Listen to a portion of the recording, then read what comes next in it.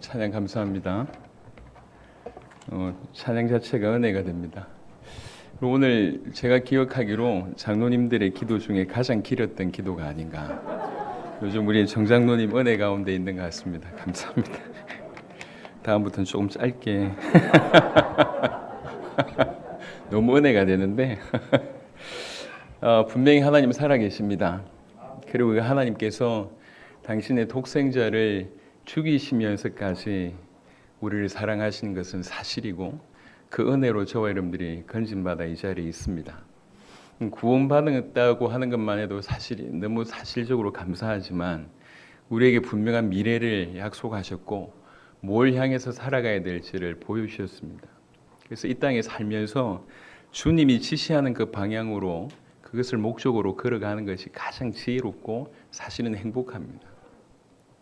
그러니까 그 목적지를 잃어버리고 방향성을 놓쳐버리면 구원을 받아놓고도 방황할 가능성이 사실은 높습니다. 그러니까 분명히 주님을 위해서 살겠다, 세계복음을 위해서 살겠다고 하지만 정말 자주 넘어지면서 결국 자기를 위해서 사는 그런 분들이 적지 않게 있습니다. 그래서 우리는 항상 돌아봐야 돼요. 저희가 어릴 때 운동장에서 이렇게 이제 운동 경기를 할 때 선을 꺼야 될 때가 많아요. 축구를 하든지 아니면 야구를 하든지 간에. 그러면 선을 끌 때 하나의 원칙이 있어요. 뭐냐면 목적지를 보고 꺼야지 이 선이 일직선으로 갑니다. 그렇지 않으면 열심히 끊는데 나중에 보면 삐뚤빼뚤 이럽니다. 그래서 순간순간 그 목적지를 바라볼 때 가장 올바르게 이제 끌 수가 있다는 거죠. 신앙생활도 마찬가지인 것 같습니다. 많은 사람들이 자기의 유익을 위해서 예수님을 이용하고 있는 때가 이때입니다. 그럴 때일수록 우리 주님을 바라보고, 또 주님이 우리를 건져내신 그 사랑을 바라보고, 또 우리를 통해서 뭘 하길 원하는지를 바라봐야지 우리가 헛된 데 우리 인생을 낭비하지 않고 가장 주님께 영광 돌리는 그런 인생이 되리라 생각합니다. 그 중에 예배로 모였을 때는, 예배는 여러 가지 의미가 있지만 하나는 우리가 드린다는 거예요. 우리 자신을. 오늘 이 예배 때 우리 자신을 산제물로 드린다는 마음으로 예배에 임해야 되고, 또 하나는 대부분 예배 요소는 드림의 요소지만 유독 하나는 하나님께 직접 옵니다. 그걸 하나님의 말씀이라고 할 수가 있습니다. 우리 전부를 드리되 완전히 귀와 마음을 열어서 하나님이 나에게 오늘 뭐라고 말씀하시느냐, 그렇게 듣는 것이 신앙생활에 있어서 굉장히 중요한 부분이다, 이렇게 보여집니다. 오늘은 마태복음 20장 29절부터 34절의 내용인데요. 여러분들이 너무 잘 아시는 부분이지만 한번 보시도록 하겠습니다. 그들이 여리고에서 떠나갈 때에 큰 무리가 예수를 따르더라. 맹인 두 사람이 길가에 앉았다가 예수께서 지나가신다함을 듣고 소리질러 이르되 주여 우리를 불쌍히 여기소서. 다윗의 자손이여 하니 무리가 꾸짖어 잠잠하라 하되 더욱 소리질러 이르되 주여 우리를 불쌍히 여기소서. 다윗의 자손이여 하는지라. 예수께서 머물러 서서 그들을 불러 이르시되 너희에게 무엇을 하여 주기를 원하느냐. 이르되 주여 우리의 눈뜨기를 원하나이다. 예수께서 불쌍히 여기사 그들의 눈을 만지시니 곧 보게 되어 그들이 예수를 따르니라. 아멘. 두 소경이 이제 예수님께 구하게 되고 또 이제 치료받는 그런 아주 짧은 어떤 기사입니다. 여기서 이런 그냥 일들은 사실은 많이 있거든요. 예수님께서 그 시대에 병을 고쳐준 사람들이 한두 명이 아닐 것인데, 유독 이것이 성경에 기록되어 있다는 이유는 우리에게 주는 메시지가 있다는 얘기고, 우리에게 들으라고 하시는 얘기입니다. 여기 이 맹인은 이제 다른 이 마가복음이나 이런 데 보면 이분이 바디메오다 이렇게 보여지고요. 날 때부터 소경이다 이렇게 보여집니다. 날 때부터 소경입니다. 그 자체가 불편이잖아요. 근데 여기서 길가에 앉았다가 라고 하는 얘기는 이 사람들의 생존 방법이 하나밖에 없었다는 건데, 그게 뭐냐면 그 구걸입니다. 생각을 해보시면 2000년 전에 지금부터 훨씬 살기 어려운 때에 소경으로 지내면서 먹고 살기 위해서 길가에 앉아서 구걸할 수밖에 없는 비참한 인생이 이 맹인입니다. 그게 자체만 하더라도 비참하잖아요. 그런데 예수의 소문이 들리기 시작한 겁니다. 그때 당시에 예수의 소문은 극한 두 가지의 양극단의 소문이에요. 하나는 뭐냐면 하나님이 보내신 자다. 이분은 메시아 같다. 다윗의 자손 같다. 라고 하는 이제 많은 이들의 소문, 또 하나는 뭐냐면 바리새인들을 비롯해서 이 사람은 하나님의 율법을 거치게 하는 자다. 절대로 하나님이 보낸 자일 수 없다라고 하는 양극단의 소문이 이제 흘러 들어왔어요. 그런데 이 두 소경은 그 중에 하나를 선택하게 됩니다. 이분이 메시아일 수 있다라고 하는 것들을 받아들였다는 거죠. 이 두 소경이 그러는 중에 드디어 인생에 단 한 번뿐인 기회가 옵니다. 볼 수 없는데 예수님이 지나간다는 소리를 들었습니다. 여러분 아시겠지만 이때는 예수님께서 이제 십자가 지시로 가시는 바로 그 걸음입니다. 6월절 명절에 이르러서 사람들이 막 예루살렘으로 가고 있는 그때에 예수님께서 이제 올라가시는 걸음이거든요. 예수님에게 있어서도 가장 중요한 그런 때인데 그러다 보니까 예수님께서 일으키신 그 수많은 기적 때문에 많은 무리들은 관심도 많고 아니면 그 숨은 생각도 많고 저분을 쫓아가면 나중에 저분이 주님의 나라를 이루면 뭐가 한 자리 하지 않겠냐. 제자들도 그런 생각을 했었는데 무리 또한 그러했겠죠. 그래서 적지 않는 군중이 되어서 가고 있는 그런 때입니다. 그런 때인데 그 얘기를 들은 거예요. 볼 수는 없지만. 그래서 이 두 소경이 정말 힘을 다해서 소리 질렀다고 얘기합니다. 어느 정도 소리 질렀는지에 대한 표현은 없습니다만 간절하게 소리 질렀던 것은 사실인 것 같습니다. 왜 그러냐면 31절을 보니까 무리가 꾸짖어 잠잠하라. 그러니까 무리들이 생각할 때에도 너무 심하다는 거지. 그러니까 잠잠하라라고 얘기할 정도로 그렇게 간절하게 간구했던 것 같습니다. 간절하게 간구했어요. 그러다가 예수님께서 이 두 소경을 주목하게 됐고 부르짖으면서 이분들이 했던 얘기가 뭐냐면 우리를 불쌍히 여겨달라고 간절히 구합니다. 이 얘기를 듣고 예수님께서 못하면 되겠냐, 뭘 해줄까라고 얘기할 때에 보기를 원합니다. 예수님께서 그때 불쌍히 여기셔서 눈을 만지시고 그 다음에 이제 낫게 하는 그런 사건입니다. 이게 오늘 이제 본문의 내용인데요. 사실 이 본문의 내용을 통해서 우리에게 주신 메시지가 사실은 굉장히 많습니다. 그 중에 하나가 뭐냐면 이 맹인의 비참함 같은 것이 실제 우리에게 있다는 거예요. 맹인, 이 소경 이 사람을 생각해 볼 때 그냥 느껴지는 게 비참함이잖아요. 그냥 뭐 슬프다 이걸 떠나가지고 야 그렇게 살 수 있겠나? 여러분 죄송하지만 몸이 이렇게 있다가 하나의 장애를 얻어도요. 그것 때문에 극단적인 생각까지 하는 경우들이 많습니다.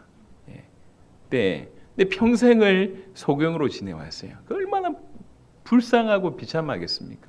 그리고 지금 어떻게든 살아보겠다고 구걸하고 있어요. 이 비참한 모습이잖아요. 이게 사실은 맹인의 모습이기도 하지만 우리 인류의 모습임을 성경은 얘기하고 있습니다. 정상적인 사람들보다 이 소경이 비참하잖아요. 그 차이가 예를 들면 정상적인 사람들, 부유한 사람들에 비해서 소경미에서 거진 이 사람의 그 상대적인 비참함이 만약 1이라고 하면 하나님 안에 있던 자가 하나님을 떠나 있던 그런 상태의 어떤 비참함은 이게 1로 비교했을 때는 이건 뭐 1조, 100조, 영원배라고 얘기해도 과언이 아닙니다. 사실은 이 비참함은 하나님 형상대로 지음받은 인간이 하나님을 떠나서 죄 가운데 사단의 자녀로 죽어 있다고 하는 이 비참함은 이로 말할 수가 없습니다. 성경은 우리에게 지속적으로 사실은 그 얘기를 하고 있습니다. 여러분 구원이라고 얘기할 때 필수적인 통과가 있어야 되는 요소 중에 하나는 뭐냐면 자기에 대해서 바라보는 거예요. 자기가 얼마나 비참한 존재인지에 대한 인식이 구원의 첫 번째 이뤄야 될 중요한 요소 중에 하나입니다. 내가 좀 괜찮다고 생각하는 사람들은 갈급함이 없어요. 굳이 예수님께 자기 인생을 드릴 이유가 없어요. 하지만 이것이 비참함이 진실로 하나님의 은혜로 보여진다고 할 때 이건 다른 얘기입니다. 그래서 어떤 면으로는 아무 문제 없이 잘 사는 사람들이 그렇게 복받은 사람이 아닐 수 있습니다. 차라리 많은 어려움을 겪으면서 자기 존재에 대해서 고민하고 내가 이거밖에 안 되는 놈이구나. 나는 이 정도 수준이구나. 라고 하는 것 때문에 오히려 자기 비참함이 조금씩 접근하는 사람이 더 은혜일 수 있습니다. 내가 남들보다 능력이 있고 남들보다 돈이 있고 아니면 남들보다 뭔가를 가진 바 바로 그것 때문에 남들보다 우위에 있기 때문에 만족해서 자기를 돌아보지 못한다고 하면 사실은 이 사람처럼 불쌍한 사람은 없습니다. 그렇게 가다가 어디 갑니까? 영원이라고 하는 시간 동안 하나님과 관계없는 지옥이라고 하는 곳으로 갈 수밖에 없습니다. 여러분, 지옥은 SF 얘기가 아니에요. 그러니까 인간적으로 볼 때도 조금 깊이 이 하나님 말씀이기 때문에 틀림없이 지옥은 존재하지만 인간적으로 볼 때도 반드시 있어야 될 곳입니다. 지옥은. 분명히 뭐 이런 얘기는 깊이 있게 드릴 시간이 없고, 여러분 그래서 잘 생각을 해보세요. 이 땅에 어떤 사람들은 너무 문제가 많아서 재수가 없다, 너무 문제가 많아서 힘들다, 왜 나에게 이런 고통을 주셨냐, 하나님 원망할 수 있지만 사실 그것 때문에 자기의 비참함을 볼 수 있다. 이처럼 은혜가 없습니다. 이처럼 은혜가 없어요. 근데 더 기가 막힌 건 뭐냐면 자기가 이렇게 실상으로는 비참한 상태인데 그걸 모른다는 것이 더 큰 문제입니다. 그래도 이 맹인은 자기가 불쌍하다는 걸 알잖아요. 그래서 불쌍히 여겨달라고 간구하잖아요. 자기가 불쌍하고 자기가 비참하다는 걸 아는 사람은 어떻게든 이것을 해결할 수 있는 방도라도 고민하는데 본인이 비참한 상태이지만 그 사실을 모른다. 어찌하겠냐 말이에요. 지금 인류가 적지 않게 이 상태 가운데 빠져 있다고 해도 과언이 아닙니다. 그게 더 통탄할 노릇입니다. 하나님을 떠나 있는데도 괜찮다. 이것처럼 불행한 생각은 없어요.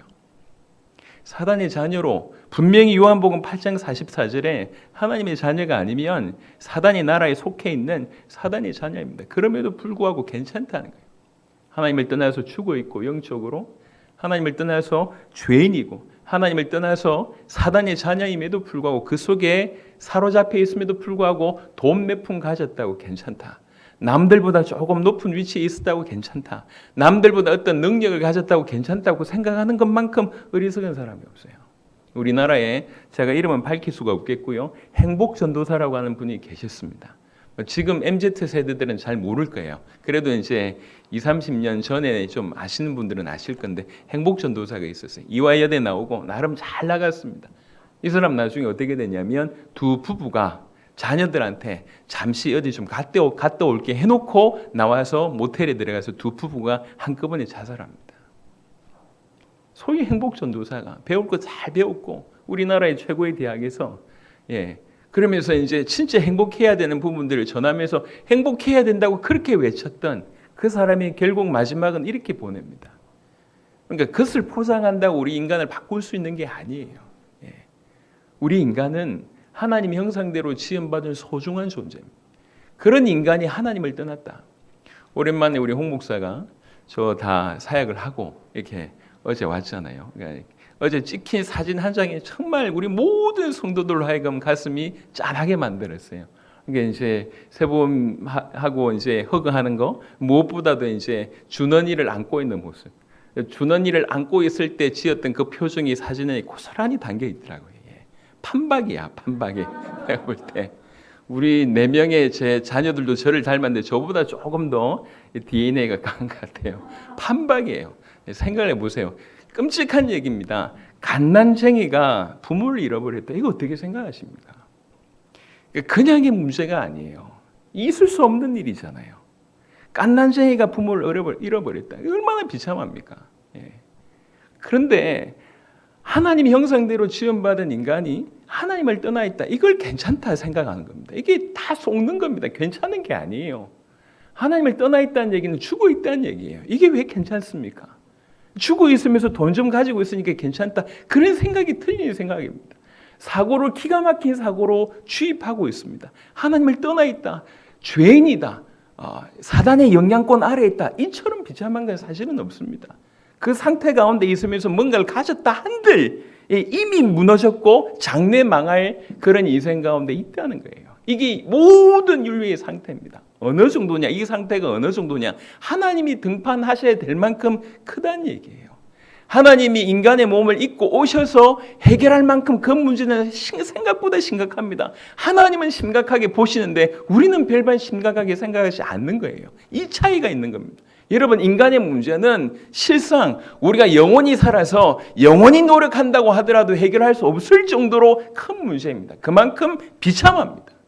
성경은 그렇게 얘기하고 있습니다. 우리 주님이 인간의 몸을 입고 오셔야지. 그리고 대신 우리를 위해서 죽어주셔야지. 그리고 그 모든 것을 이루셨다는 증거로 부활하셔야지. 성령께서 우리 가운데 임하셔야지 해결될 정도로 우리의 문제는 심각합니다. 성경은 그렇게 얘기하고 있습니다. 근데 더 심각한 것은 뭐냐면 그 심각한 상태를 인지를 못한다는 거예요. 아침에 그 페이스북을 봤는데 엊그제 제가 필리핀 다녀왔지 않습니까? 필리핀에서 사역을 하고 있는 아주 귀한 선교사님 한 분이 계세요. 이 선교사님이 글을 올렸어요. 아침에. 뭔 글을 올렸냐면은 자기 밑에 이제 우리 필리핀 사역자들이 있는데 그 사역자들 중에 한 분의 딸이 죽은 거예요. 10살 정도밖에 안 된 것 같아요. 보니까. 댕기열에 이렇게 물린 것 같아요. 그러니까 보통 그 필리핀에는 댕기열 옮기는 모기들이 많으니까 좀 아프니까 그래도 좀 버티면 되겠지 이렇게 생각하고 있던데 7일 동안 꼬박꼬박 이렇게 앓다가 그냥 갑자기 이 아이가 이렇게 죽는 일이 이제 벌어진 거예요. 예, 주일 두고 어제 그런 일이 벌어진 것 같아요. 그러니까 이제 뭐 얼마나 가슴이 무너지겠습니까? 그 부모도 무너지고 그 다음에 이 목사님도 무너지고 오늘 또 세례식이 있나 봐. 그러니까 이제 이 선교사님이 그분한테 세례식하고는 다음에 미루자. 당신 지금 딸이 이렇게 됐는데 미루자 하니까 그럴 수는 없다고. 이건 내 개인사의 문제라고. 이렇게 이제 그러면서 이제 이런 귀한 이 제자, 이런 귀중한 목회자를 불러주셔서 감사합니다 하면서 글을 올렸어요. 그냥 잠시 보는데 그냥 짧은 시간이지만 뭔가 이렇게 무너지는. 그러면서 이제 끝에 남긴 게 뭐냐면 병원에라도 한번 가봤으면 이렇게 얘기하는 거예요. 심각한지 몰랐겠죠. 뭐 또 여러 가지 이유가 있었겠죠. 근데 그 한 줄이 마음에 그냥 오는 거예요. 한 번만 병원 갔더라면 제 목숨 살릴 수 있었을 건데 이런 생각 그냥 저도 하게 되는 거예요. 여러분 인생이 영원할 것 같잖아요. 아닙니다. 끝이 있습니다. 그리고 영원한 심판이 있습니다. 영원한 하나님 나라와 영원한 지옥은 분명히 존재합니다. 이리 살다가 우리 김종희 선교사님 한 번씩 하시는 말씀 제 마음에 많이 담아져 있는데 그분이 자주 이렇게 얘기합니다. 오늘 이리 살다가 주님 만나면 안녕하시겠습니까? 괜찮겠습니까? 이렇게 툭툭 질문하시는데 그게 많은 생각을 하게 됩니다. 그냥 지나가는 게 아니잖아요. 이 땅을 살아가는데 이 적당하게 살다가 끝나면 괜찮냐? 그렇지 않다니까요. 성경은 분명히 얘기하고 있습니다. 우리 인생의 문제는 우리 주 예수 그리스도께서 십자가상에서 죽으셔야지 해결될 만큼 심각하다. 그게 성경이 내리고 있는 정의입니다. 이게 내 문제라고요. 우리 좀 괜찮은 존재 아닙니다. 그렇게 생각하시면 안 돼요. 우리는 반드시 그리스도가 필요합니다. 그런 절대적으로 필요한 존재입니다. 그게 우리 상태입니다. 근데 더 심각한 건 뭐냐면 이런 상태임에도 불구하고 모른다는 거예요. 정확하게는 모르게 한다는 거예요. 우리 죄성이 이 눈을 가렸고 눈에 보이지 않는 수많은 영적인 세력들이 이 눈을 가리면서 정말 떠야 될 눈들을 뜨고 있지 못하다는 거예요. 맹인 중에 상맹인이에요. 우리는. 소경 중에도 이런 소경이 없어요. 모르니까 본인의 비참함을 모르니까 그냥 대부분 그냥 적당하게 사는 거죠. 여러분 생각해 보세요. 그때 당시에 예루살렘에 소경이 한두 명 있었겠습니까? 수많은 그 적지 않은 소경들 중에 예수님의 얘기들을 들은 사람이 과연 이 두 사람뿐이었을까요? 그렇지 않을 겁니다. 적지 않은 소경이 들었지만 그 소경 중에 유독 이 두 사람은 깊이 발견한 거예요. 자기의 비참함과 이 비참함에서 벗어날 수 있는 유일한 길이 저 길밖에 없구나, 저분밖에 없구나라고 깨달아진 거예요. 하나님이 저와 여러분들을 불쌍히 여겨주셔서 정말 은혜 주시기를 바랍니다. 그래서 우리의 비참함을 보게 되기를 바라고 이 비참한 가운데 건져낼 수 있는 유일한 길이 한 길밖에 없다는 것들에 깊은 은혜를 주시기를 바랍니다. 저분밖에 없다. 나를 구원해 줄 분은 저분밖에 없다. 저 예수님밖에 없다. 하나님의 아들 그리스도이신 저 예수, 다윗의 후손 저 예수, 저분밖에 없구나라고 깊이 그게 유일한 길이었어요. 그러니까 지나가는 그 타임을 인생의 유일한 한 번뿐인 그 기회를 절대로 놓치지 않고 생명 걸고 부르짖습니다. 여러분 대우받는 사람들이 아니잖아요. 거지 아닙니까? 얼마든지 사람들이 무시해도 될 사람이잖아요. 그 사람들이 막 큰 소리 치니까 무리들이 대놓고 방해하는 거죠. 하지 말라고, 잠잠하라고. 우리도 지금 뭐 예수님께 할 말 못하고 있는데 너 그러면 안 된다면서.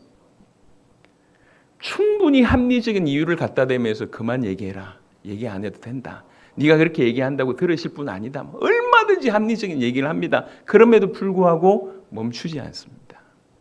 이게 갈급함이에요. 이게 간절함입니다. 저분 말고 나에게 길이 없구나 라고 하는 것이에요. 저와 여러분들이 은혜를 주셔서 오직 예수가 될 수 있기를 그리스도 예수 이름으로 축원합니다. 지난 30여 년 가까이 계속 이 얘기만 하고 있습니다. 어쨌든지 우리는 예수님을 알아야 된다. 예수님이 하나님의 아들 그리스도이심을 알아야 된다. 우리의 유일한 구세주임을 알아야 된다. 우리 인생의 주인임을 알아야 된다. 그리고 성경 그대로 믿어야 된다. 우리가 해야 될 것은 정확하게 알고 올바로 믿고 올바로 알려서 올바로 믿게 하는 이것 말고는 없다라고 지난 30년 동안 계속 외쳐왔습니다. 시들 법도 한데 저는 개인적으로 더 갈급해집니다. 조금 더 예수님께로 가면 갈수록 더 갈급해져요. 그렇지. 딴 말을 안 하겠다 결단한 게 아니에요. 딴 말을 할 이유가 없어요. 딴 말을 할 수가 없어요. 정치를 몰라서 정치 얘기를 못하는 것도 있습니다. 하지만 강단에서 정치 얘기할 필요가 없습니다. 정치가 필요한 것이 아니라 복음이 필요하잖아요. 우리 인생이 필요한 게 복음입니다. 전 세대에 필요해. 어떤 것도 그러니까 교회에서 리더십 얘기를 많이 하고 있습니다. 리더십 얘기할 시간이 없어요. 예수님 얘기해야지. 정말 많은 사람들이 치유 얘기를 하고 있습니다. 여러분, 주님이 역사하시면 예수 이름이 이 빛이 이 광채가 비춰져서 그 인생 가운데 주님이 역사하시면 치유될 수 있습니다. 물론 주권 가운데 치유가 안 되게 하시는 주권이 있다 인정합니다. 하지만 치유가 목적이 아니잖아요. 왜 교회에서 자꾸 치유 얘기하고 있습니까? 치유받으려면 병원 가야지. 올바른 복음이 선포되어야지 사람이 삽니다. 저 깊은 심령에 계속 복음의 빛 비춰질 때 살아나게 되어 있어요. 다른 것들이 다 회복되게 되어 있다니까요. 저와 여러분들이 바라기는 이 두 사람의 소경을 좀 부러워야 될 필요가 있지 않겠나. 저분이 유일한 길이구나라고 하는 그 간절함이 오늘 이 소경을 통해서 이 맹인을 통해서 우리가 배워야 될 부분입니다. 연수가 오래 가면서 교회 생활 오래 하면서 점점 사라지는 것 중에 하나가 뭐냐면 주님을 향한 열망, 간절함, 갈급함이 사라지는 것 같아요. 그 자리에 다른 많은 것들이 메워지는 것 같습니다.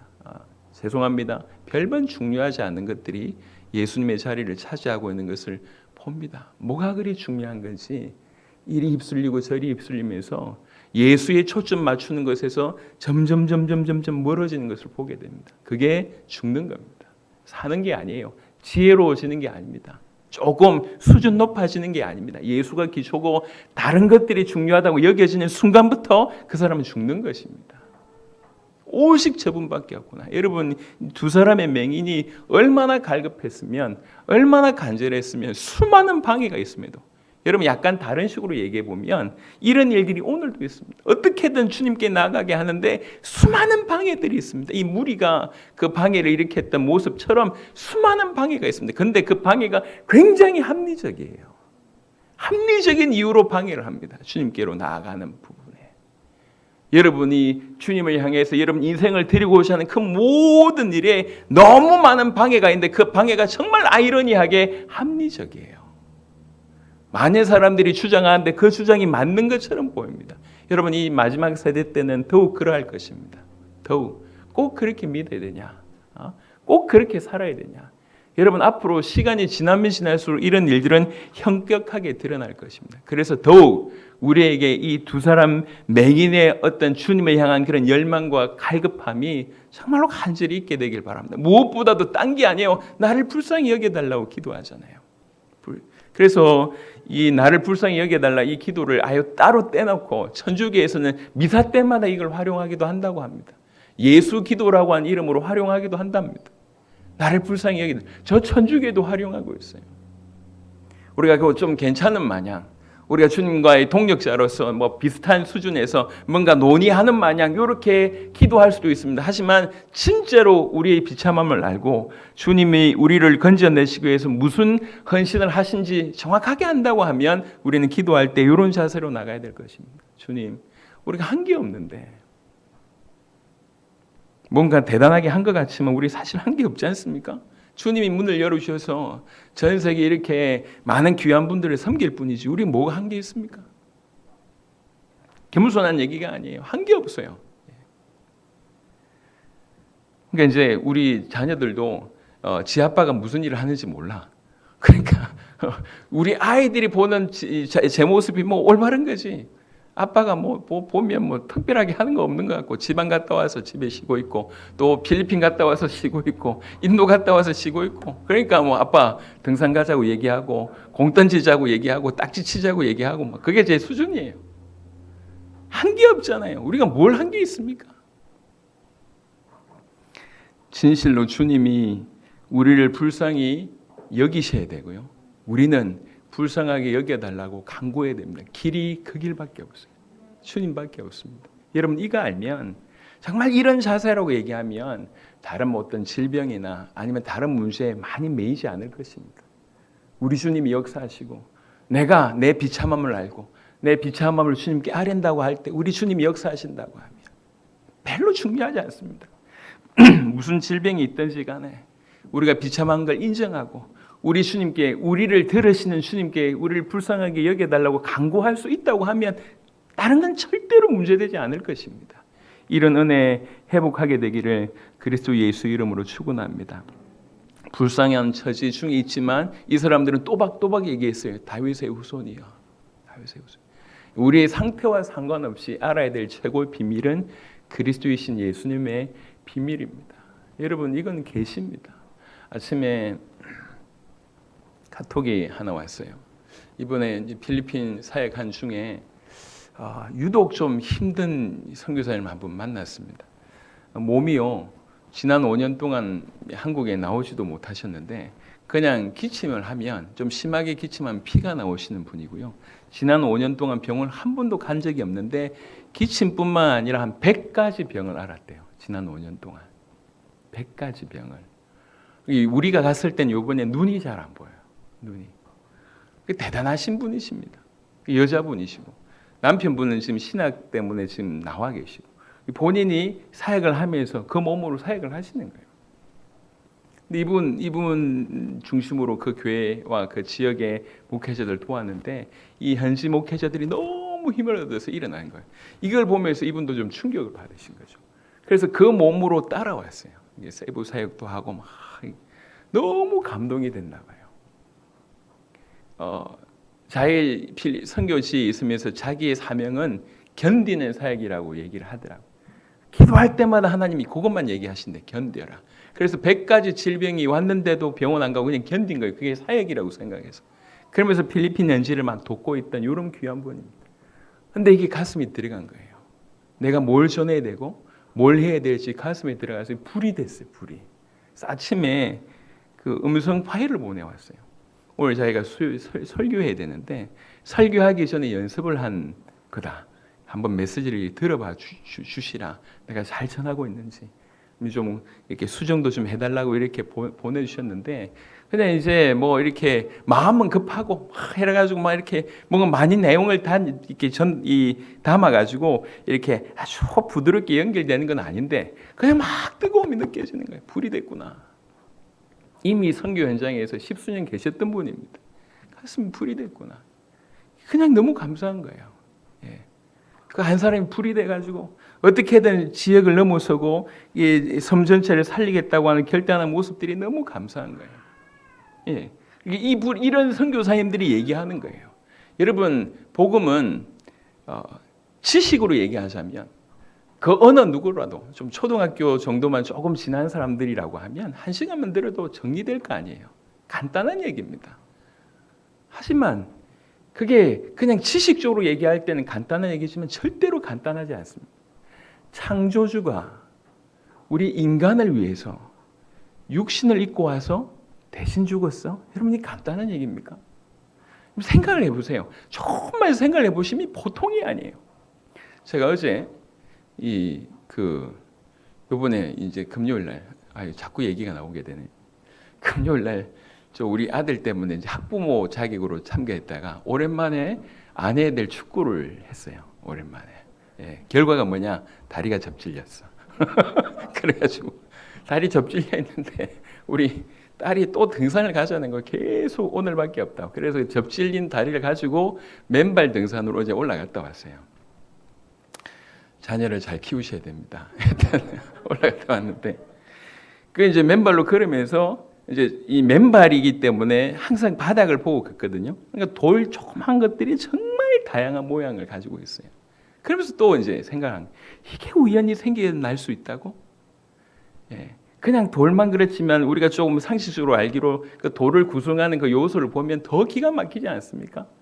우리가 볼 때는 하찮은 것처럼 이게 하찮을 수가 없어요. 이게 그냥 우연히 존재할 수 있다고? 그렇게 믿는 게 얼마나 어리석으냐. 또 한편으로는 이렇게 기가 막히게 창조하신 창조주가 되신데 그걸 모르고 있다는 게 너무 기가 막히다. 이런 생각하면서 이제 시달리면서 이제 등산 갔다 오긴 했습니다. 여러분 생각을 해보세요. 전 우주 만물을 지금 우주의 크기도 모를 정도로 전 우주 만물을 창조하신 분이 우리를 자기 형상 닮은 자로 지으셨대요. 근데 인간의 죄로 말미암아 다시 인간을 건져내시려고 그분이 친히 육신의 몸을 입고 오셔서 우리를 위해서 대신 죽으셨대요. 이게 사실이라고 하면 이건 정말로 놀라운 얘기입니다. 우주에서 그 어떤 것하고도 비교할 수 없는 영원한 진리입니다. 너무 쉽게 생각합니다. 쉬운 얘기가 아니에요. 그렇다고 얘기하면 진짜 우리는 이게 우리가 받은 사랑은 측량할 수 없는 거 아닙니까? 십자가상에서 자기 죽고 대신 살린 사람이 우리다. 성경은 그렇게 얘기하고 있어요. 그러니까 성경대로만 믿어도 이건 너무 엄청난 일이에요. 그렇게 구원받은 우리가 나를 위해서 산다? 있을 수가 없는 얘기지.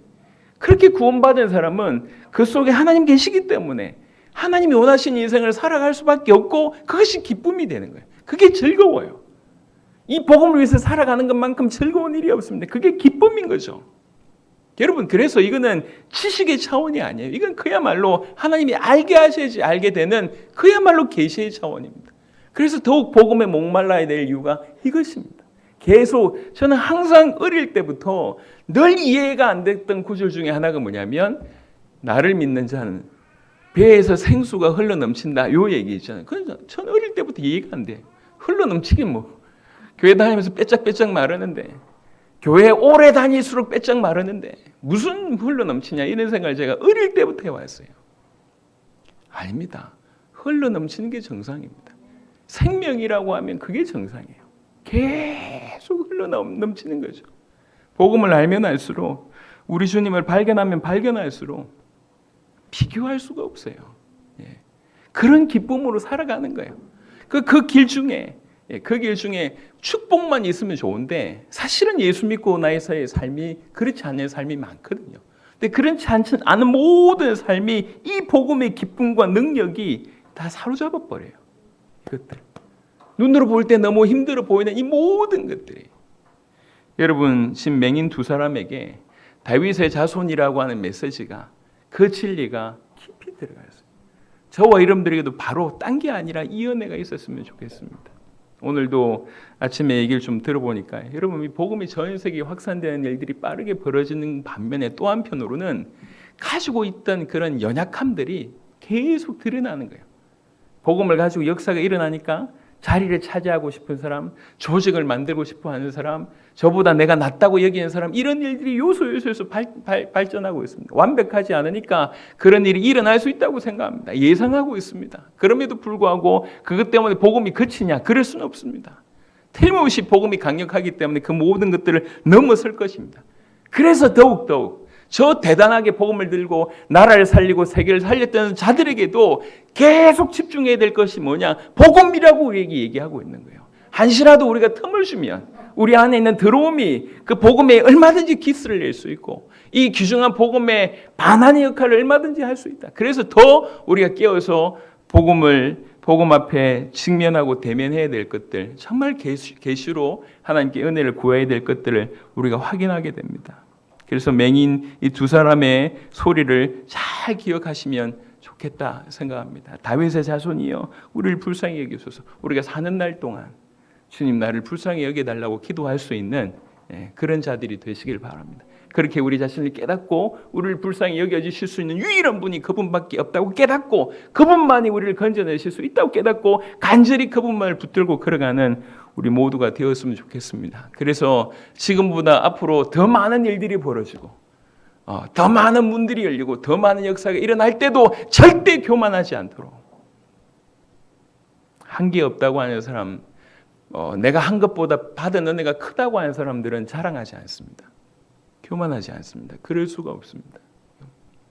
그런 은혜 있기를 바랍니다. 그래서 예수 그 다음에 너에게 무엇을 하여 주기를 원하느냐라고 물었을 때에 가장 필요한 부분들을 얘기합니다. 우리의 눈뜨기를 원하나이다. 실상 우리가 받아야 될 은혜 중에 하나가 이겁니다. 눈이 열려야 됩니다. 우리 비참함에 대한, 우리 주님에 대한, 또 주님이 행하시는 일들에 대한 생각을 해보세요. 적지 않은 사람들이 원래 우리가 어떤 존재인지 잘 몰라요. 그 아담의 어떤 그 상태, 그 축복받은 상태를 몰라요. 또 뭘 모르냐? 영원한 하나님 나라에서의 우리 상태를 몰라요. 그 부활체의 몸으로 살아야 될 엄청난 걸 몰라요. 그러니까 방황하죠. 또 사실은 이 땅에서도 수많은 하나님의 은혜가 있는데 하나님께서 행하신 역사가 있는데 그걸 볼 줄 몰라서 이 봐야 될 것들을 다 보지 못해서 그냥 지금 나에게 응답 주시냐 안 주시냐, 해결되냐 안 되냐, 나한테는 왜 이런 어려움만 있냐, 이런 수준에 딱 사로잡혀서 봐야 될 걸 보지 못하니까 엄청난 축복의 레일 위로 마치 KTX를 탄 양 그냥 쭉 우리 미래가 준비되어 있는데도 불구하고 그거 보지 못하고 지금 여기에서 그냥 힘들어하고 있는 거예요. 도래할 걸 몰라요. 얼마나 엄청난 축복이 도래할 것인지 믿는 자들이 모를 뿐만 아니라 얼마나 엄청난 큰 심판이 임할지 이 대부분의 사람들이 모르고 있어요. 집 얘기를 잘 안 하는데 갑자기 생각이 나서 또 얘기합니다. 어제 또 우리 사랑스러운 셋째가 큰 사고를 쳤어요. 등산을 갔다 와서 편의점에 들렀는데 선물을 이제 우리 막내는 이렇게 음료수를 하나 고르고 이제 우리 셋째와 셋째 친구가 큰 풍선을 하나 이렇게 골라요. 풍선 하나가 3,500원 하더라고요. 큰 거. 그래서 우리 셋째 친구는 풍선을 크게 불었어요. 근데 그 풍선을 크게 부른 거 보고 우리 셋째는 다른 생각을 하게 된 거예요. 여기에 물을 넣어야 되겠다 이런 생각을 했습니다. 그래서 물을 넣고 지방으로 가져갔어요. 그리고 쏟았습니다. 그 물을 쏟았는데 방이 완전 난장판이 된 거예요. 근데 지는 지 딴에 이렇게 눈에 보이는 것만 다 처리를 했어요. 완벽한 범죄를 다 정리했다고 생각했어요. 그러고 나서 가보니까 제가 1차로 가보니까 이미 침대 밑에 완전히 침대 밑에 뭘 다 갖다 놨거든. 가방부터 시작해서 액자부터 다 젖었어. 그러고 나서 이제 또 책상 밑에도 다 젖었어요. 이 이불을 빨아야 될지 아니면 버려야 될지 모르는 심각한 상황입니다. 근데 얘는 다 처리했다고 생각하는 거예요. 그래가지고 실컷 놀고 있는 거예요. 엄마가 들어와서 이제 그걸 발견하고 빨리 불렀어요. 좋은 말로 할 때 들어와라 이렇게 불렀어요. 그러니까 얘가 정말 당당하게 나 처리했는데 내가 다 해결했는데 이 똑같은 사건에 대한 이 각도가 완전히 다른 거죠. 엄마는 지금 가슴이 부글부글하고 얘는 다 처리했는데 왜 그래? 그래서 얘가 바로 들어왔습니까? 안 들어왔어요. 실컷 다 놀고 이제 온 거예요. 심판이 이르렀는데 얘 모르고 그냥 오는 거예요. 이렇게. 지가 얼마나 큰 사건을 저질지 몰라. 엄마는 이제 하루 종일 시달리고 이불을 버렸는지 안 버렸는지 모르겠어요. 이제 이렇게 닦은 옷만 해도 엄청나고요. 가방하고 버린 건 상당합니다. 여튼 엄마가 하루 종일 그거에 뒷수습하고 이제 칼을 갈고 있는데 얘는 왜 그러지? 이러고 해서 천천히 온 거예요. 예, 도래할 심판입니다 이게. 우리 미래. 여러분 생각을 해보세요. 정말 많은 사람들이 알아야 될 것을 몰라요. 우리가 어떤 존재로 하나님 형상대로 지음을 받았다고 한 것이 얼마나 엄청난 것인지, 영원한 천국의 복을 받았다고 한 것이 얼마나 엄청난 것인지, 지금 이 땅에서 성령과 함께 성령의 인도하심을 받을 수 있다는 게 얼마나 엄청난 건지 살다 몰라요. 봐야 될 걸 보지 못하고 알아야 될 걸 알지 못하면서 겨우 고작 자기 기준에 이거 해결해야 된다, 이거 풀려야 된다, 응답받아, 이렇게 하고 있는 거예요. 또 본인이 지은 그 죄가 얼마나 큰 대가를 낳는지도 얼마나 몰라요. 또 주와 복음 때문에 헌신한 것이 또 얼마나 큰 상급을 낳는지도 몰라요. 알아야 될 걸 싹 몰라요. 불신자하고 똑같은 관점과 불신자하고 똑같은 생각으로 살고 있으니까 신앙생활 하는데 기쁨이 없는 거예요. 여러분, 신앙생활은 제가 늘 얘기합니다. 신앙생활은 재밌는 겁니다. 재밌는 겁니다. 주님이 나와 같이 사신다. 주님이 내 인생을 같이 살아주신다. 주님이 모자란 내 인생을 끌고 가신다. 이건 내가 매였다 이런 정도의 얘기가 아니에요. 너무 말할 수 없는 그런 은혜인 거예요. 저 아프리카 갔을 때 용우 장로가 사탕을 이만큼 준비해 갔어요. 사탕을. 나는 그런 거 왜 준비하나 이렇게 생각했는데 준비해 갔다가 그 우간다 사역을 하다가 중간에 잠시 브레이크가 있어서 얘가 사탕을 딱 나눠줬어요. 좀 줬는데 아이가 순식간에 막 수십 명이 몰려온 거예요. 처음 보는 사탕 맛이라 이렇게. 그래가지고 얼마나 많은 사람들이 왔는지 몰라요. 그때 처음으로 제가 후회했죠. 나도 들고 왔어야 되는데 생각이 들더라고요. 전에 못 보던 맛을 아이들이 보니까요. 행동이 달라져요. 여러분, 주님이 나와 함께 가신다고 하는 얘기는 우리를 억지로 붙잡아서 우리 하고 싶은 거 못하게 하는 수준이 아니에요. 이들이 경험해보지 못할 수준으로 우리를 끌고 가시는 겁니다. 그래서 재밌는 것이고 기가 막힌 노릇입니다. 제가 제 인생을 돌이켜볼 때 적어도 기준으로 얘기하자면 폭탄 맞기 전과 폭탄 맞은 후를 돌이켜볼 때 이 폭탄 맞은 이후에 주님께서 지금까지 인도하신 걸 보면 정말 이럴 수는 없어요. 어쩌다가 이렇게 전 세계에 어쩌다가 이렇게 귀중한 주의 백성들과 주님 은혜입니다. 여러분, 적당하게 양다리 걸치지 마시고 정말 알아야 될 것들, 봐야 될 것들 하나님께 간구하셔서 눈 열린 은혜가 있기를 기도하시길 바랍니다. 영원한 천국을 바라보면서 이 땅에서 살아가는 것처럼 행복한 건 없습니다. 육신적으로 볼 때는 남들보다 없어 보이고 힘들어 보이고 어려워 보일지 모르겠지만 그 가슴에 있는 이 복음과 영원한 하나님의 나라의 소망은 그 어떤 것하고도 비교할 수가 없습니다. 혹여 하나님이 저와 여러분을 세상 끝에 둔다 할지라도 거기서도 하나님 영광의 빛을 발할 수 있는 자로 살아가게 될 것입니다. 베일은하고 예수께서 그들을 불쌍하게 여기셨다고 얘기합니다. 우리 주님이 성경 여러 군데에 우리를 긍휼히 여기신다고 표현이 있습니다.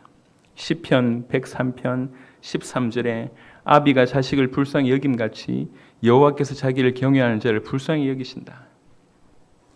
출애굽기 33장 19절에 하나님이 그의 백성을 긍휼히 여기시는 분이시다. 욥기 2장 18절 이렇게 얘기했고요. 하나님은 긍휼히 여길 자에게 긍휼을 베푸시는 분이라고 얘기하고 하나님은 긍휼하심이 풍성한 분이시라고 또 에베소 2장 4절에 말씀하셨습니다. 긍휼이라고 하는 단어가 히브리어로는 뭐라고 쓰냐면 라훔 이렇게 씁니다. 라훔. 그리고 긍휼히 여기다라고 하는 단어는 라함이라고 씁니다. 몰라도 괜찮아요. 근데 왜 이 얘기를 하냐면 어머니의 자궁, 태라고 하는 단어가 레헴입니다. 그러니까 이 라함, 라훔, 그러니까 긍휼이 여기다가 어디서 나왔냐면 이 레헴, 태에서 나왔다고. 어머니의 자궁에서 나왔다고. 그러니까 어머니의 태에 품고 있는 자기 자녀를 향한 마음이 긍휼이라는 얘기예요. 그게 불쌍히 여기다 긍휼이라는 얘기입니다. 모든 것이 그러니까 긍휼히 여김을 받는다는 얘기는 그리고 긍휼히 여겨달라고 하는 얘기는 딴 게 아니에요. 이 뱃속에 있는 태아가 마치 난 어머니 없으면 안 됩니다라고 하는 그 자세 그게 우리 주님께 의탁하는 그런 모습이라고 하는 얘기입니다. 우리는 우리 주님 앞에 불쌍히 여겨달라고 기도하는 그런 자여야 하고 우리 주님은 그때마다 우리를 불쌍하게 여겨주실 것입니다. 이렇게 되면 사실은 끝나는 거 아니냐는 거죠. 모든 것이 끝난 것입니다. 모든 것이. 그래서 기도합니다. 우리 모두가 하나님 앞에 늘 겸손하여서 우리 자신의 비참함을 알고 우리를 건져낼 수 있는 유일한 분이 그분밖에 없는 걸 알고 긍휼히 여겨달라고 계속 계속 주님 앞에 나아가는 상태로 살아간다고 하면 우리 인생은 긍휼히 여기시는 그분의 역사로 충만할 것입니다. 충만할 것입니다. 그러니까 어떤 것도 문제가 되지 않을 것입니다. 그래서 그 자리에서 긍휼히 여기시는 주님을 의지하고 일어나게 되기를 바라고, 이 주님과 계속 동행하다 보면 주님이 우리만 긍휼히 여기시는 게 아닐 거 아니에요. 하나님은 당신의 자녀들을 긍휼히 여기시는데 우리가 주와 동행한다고 할 때 당신의 자녀들을 긍휼히 여기는 마음 또한 우리에게 있을 것이고, 그런 마음으로 긍휼히 여길 수 있을 겁니다. 주인공이 왔네요. 본인은 지금 모르고 있습니다. 말씀을 마무리하도록 하겠습니다. 우리가 이 땅을 살아가면서 적어도 알아야 될 것은 두 가지입니다. 하나는 뭐냐면, 물론 다른 많은 것도 필요하지만 하나는 우리 자신에 대한 거예요. 우리 자신의 원래 그 비참함을 아는, 이게 정말 깊이 있게 있어야 되고요. 또 그 비참함에서 우리를 구원할 수 있는 유일한 분이 오직 예수님이라고 하는 사실, 이게 사실은 우리가 전 열방에 전해야 될 복음의 내용입니다. 그래서 우리 자신의 비참함을 깨닫고 우리를 불쌍히 여기시는 주님의 손을 굳게 붙잡고 남은 인생을 살게 되기를 바랍니다. 그러면 우리 주님은 우리를 불쌍하게 여겨주실 것이고, 그 불쌍히 여기심을 계속 받은 자로서 우리 또한 주님의 자녀들을 불쌍하게 여기는 자로 살아가게 될 것입니다. 교회 내의 수많은 갈등들은 그때 정리되리라 생각을 합니다. 그냥 적당하게 예수 믿고 우리 삶의 방법대로 사니까 교회 내에 수많은 갈등과 어려움이 있는 것인데, 그게 아니라 진실로 우리가 우리 주님 앞에 그런 자세로 나아가고 또 그런 주님과 동행하게 될 때 우리 또한 주님의 마음으로 교회에 있는 수많은 영혼들을 불쌍하게 여기는, 다른 말로 어머니가 자기 태에 있는 그 아이를 불쌍하게 여기는 그런 마음으로 또 살아갈 수 있으리라 생각합니다. 그래서 주님 오실 때까지 이런 신앙생활로 주님 앞에 서게 되기를 그리스도 예수 이름으로 축원합니다. 아멘. 하나님 감사합니다. 이 시간에 귀중한 은혜를 우리에게 부어주심을 감사합니다. 주님, 우리 귀를 열어주시며 우리 마음을 열어주셔서 우리의 비참함을 보게 하시고 우리를 건질 수 있는 유일한 한 길 그리스도 예수님을 깨닫게 하시고 그냥이 아니라 철저하게 그분만을 붙들고 살아가게 하시고 그분을 따라가며 그분을 배우게 하여 주시옵소서. 그래서 우리 주님이 우리를 긍휼히 여기셨듯이 우리 또한 긍휼히 여기는 자로 살 수 있도록 축복하여 주옵소서. 무엇보다도 우리를 불쌍히 여기셔서 지금 우리를 건져내신 주님을 찬양합니다. 늘 감사하는 마음으로 살아가게 하여 주시옵소서. 우리 예배를 받으신 우리 주님께 모든 영광을 돌려드리옵고 우리 주 예수 그리스도 이름으로 기도드렸습니다. 아멘. 감사합니다. 우리